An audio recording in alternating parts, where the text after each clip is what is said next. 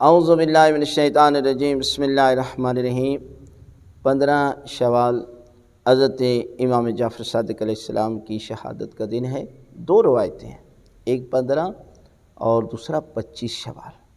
لہذا اس دن امام کا بتایا ہوا ایک عمل ہے جو ہر بیماری کے لیے شفا ہے، اور یہ اللہ کے رسول سے منقول حضرت امام جعفر صادق علیہ السلام نے بتایا۔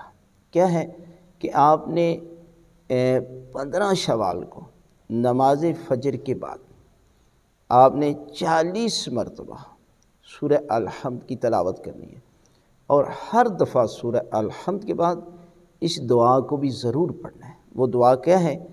حسبنا اللہ و نعم الوکیل، تبارک اللہ احسن الخالقین، ولا حول ولا قوت الا باللہ العلی العظیم۔